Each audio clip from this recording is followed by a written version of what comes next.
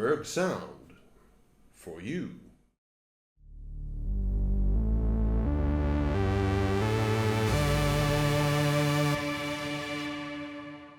Hello everybody, welcome to another episode of BURG SOUND.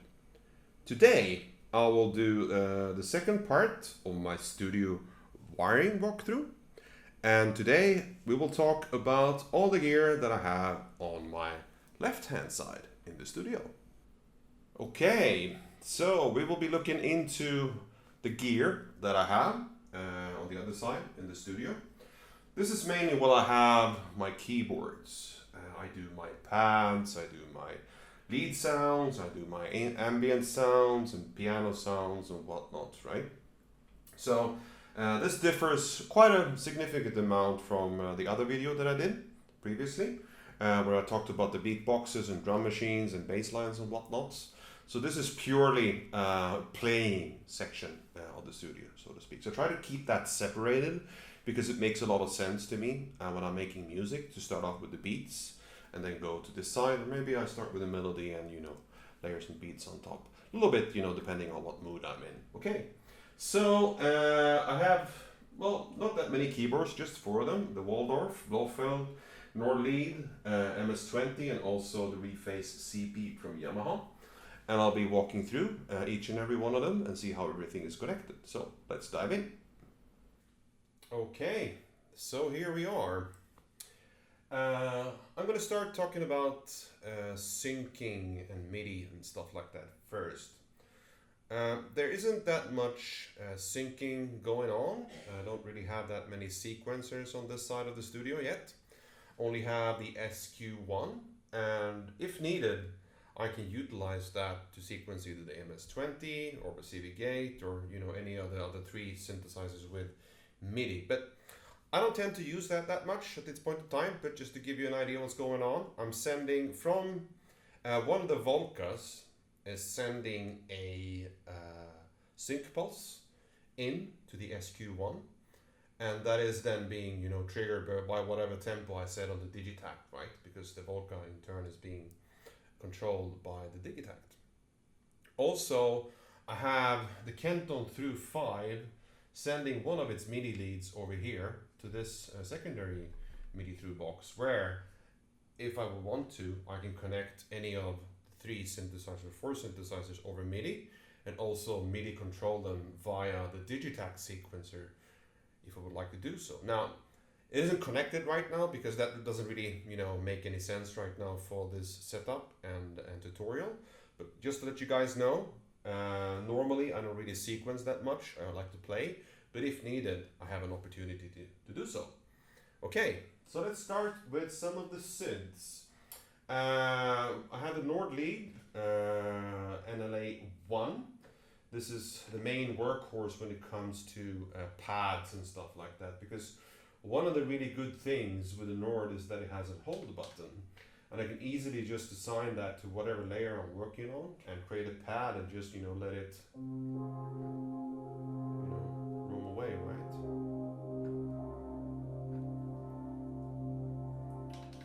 Now, all of the synths on this side is submixed into a Behringer mixer I have on the side. The Behringer mixer, the Reface CP, sending 2 channels left and right.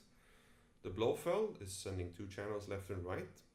Then I have the MS-20 and the Nordlead on 2 separate stereo channels going out on the alternate outputs. So I'm sending 2 pairs of stereo cables to the PreSonus mixer, because I'm submixing everything here and sending that to 2 separate channels, rather than having 8 channels in the PreSonus being eaten up, and actually submixing that into just 4 channels to optimize things a little bit. Now, this mixer is starting to crackle up and break up really bad. Probably have to replace it sometime in the future, but keep your fingers crossed that it doesn't break too soon, because there's some other stuff that I need to get to the studio first. The Nord, in general, I don't use any effects, even though there's a couple of effect pedals on top here. I utilize the built-in ones because I think they're good enough for these lush pads.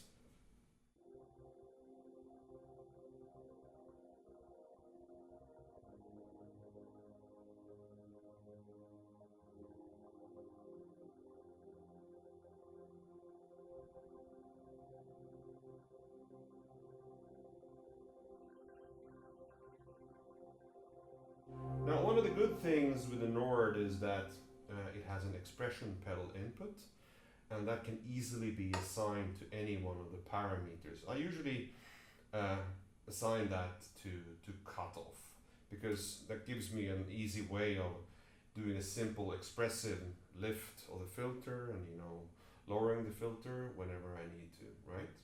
So it's really simple. You just select the wheel pedal and toggle whatever parameter I want to set. So let's move the cutoff. Oh, let's bring up the pedal. Here we go.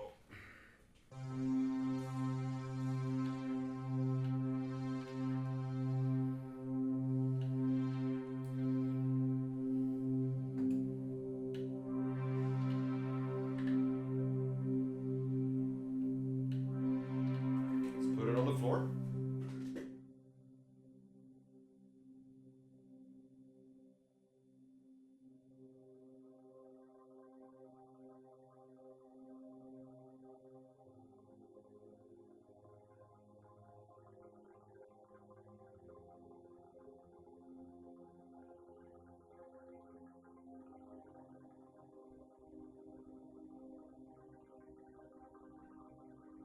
Now this allows for a lot of better simple two-hand playing, and if I can actually reach, you know, the pedal when I'm playing any of the other synths, I can actually, you know, wiggle or wiggle, what do you say, I can control the cutoff or whatever parameter I've set on the pedal.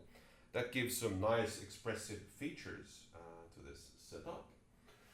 Then I have the Waldorf Blofeld. Now, the main idea when I bought this synth that it was supposed to replace the System 1, it hasn't really been able to do so, because one of the things that I liked with the System 1 was its arpeggiator. And even though that the Blofeld has an arpeggiator, it's not really that simple to, you know, sync it with MIDI, because you have to kind of, you know, try to latch it in on cue manually, which kind of doesn't really make any sense to me. So I'm thinking about maybe getting some kind of sequencer for it, but at this point in time, never mind. So I do pads, leads, and whatnots. And for the Blofeld today, this might sound a little bit over the top, but I actually have 2 effects pedals on it. I don't really, you know, bother about the built-in stuff. They're not that good. Maybe distortion is okay, and maybe some modulation, but no delays and no reverbs are, you know, being used in this one, the built-in one. So I have the Strymon Timeline first in the chain, and then I have the Eventide Space second in the chain, and that, well, allows me to a lot of expressive effects meddling with this Blofeld. And just to give you an idea, I have a solo sound.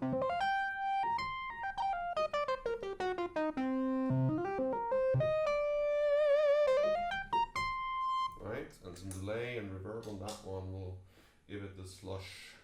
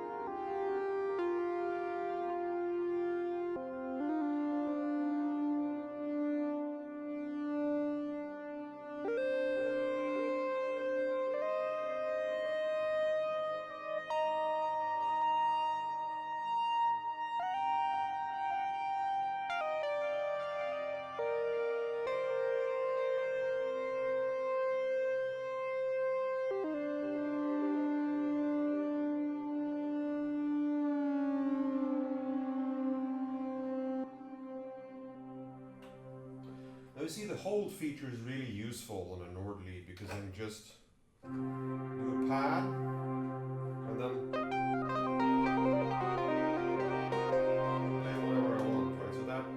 actually gives you a little bit of flexibility when working with multiple keyboards. And that's part of the reason why I really like the Nord, because it has this built-in, just, you know, simple one button straight on the panel. You can easily and quickly access it, right? Okay, furthermore, on this side of the table, I also have the old trusted MS-20. Now, the most of you guys who have seen my videos knows that this is one of my most, it's my favorite synth, to say the least, right? It does everything really well, leads, pads, basses, whatever you throw at it, it's just a killer, right?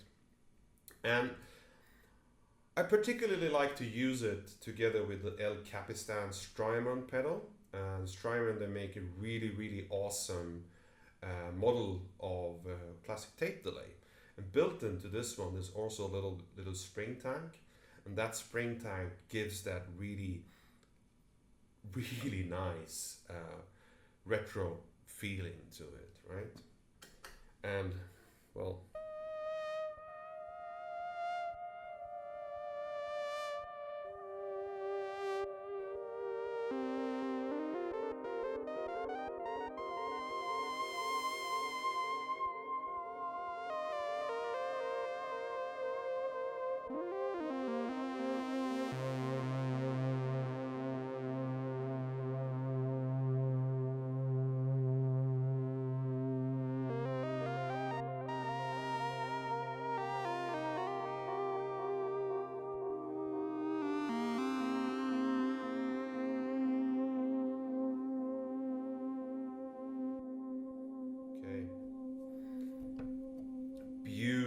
beautiful synth. And well, not really that much to talk about, right? I'm gonna do a little bit of a jam at the end and you guys can hear how these keyboards work together. Now, last but not least, probably the most complex sound or FX chain that you have in my entire studio is connected with the Yamaha Reface CP piano. Now, I always wanted to have a big piano, like a Fender Rhodes or something like that, but it's quite hard to find some good space in the studio where I can actually put it. So I found this little puppy. Even though that it only has 3 octaves, it's kind of, you know, okay to play with. It's surprisingly good in the feeling in the keys, even though they're mini/slim keys. Works really well, the feeling is good. And also connected to this guy, I have the sustain pedal that's also on the floor over here that I use to keep those classic piano kind of things when I'm playing with it. And you might ask yourself, why do you have so many pedals connected to this guy? Well, it's because I particularly like the acoustic sounds or electronic sounds that electronic pianos and acoustic pianos do. And when you use effects, specifically granular effects like the CSIDMAN and Red Panda Particle, it actually changes the characteristics of the piano to something completely different. And I really enjoy using these effects on piano sounds, particularly because that gives, well, some special, really special sounds. So this is the dry, whirly sound.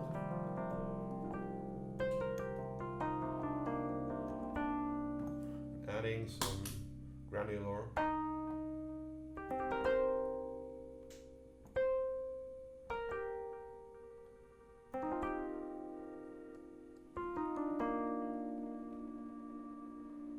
Breaking things up, right?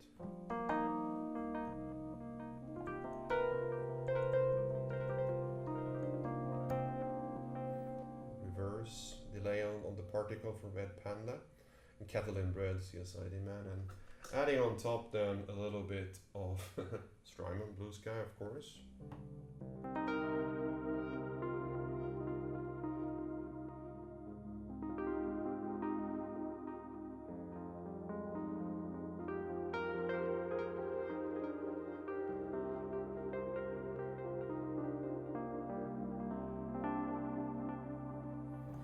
If that wasn't enough, I actually have a looper pedal as well from TC Electronic, the Ditto X2 looper.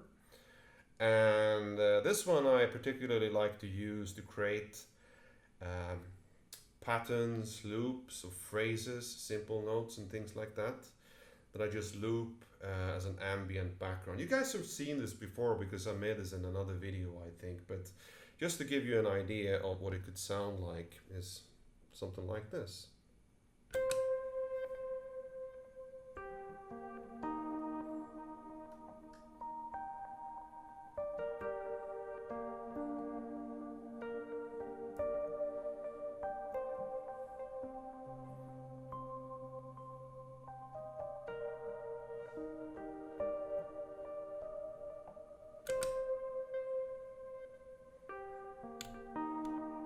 And then playing this in reverse.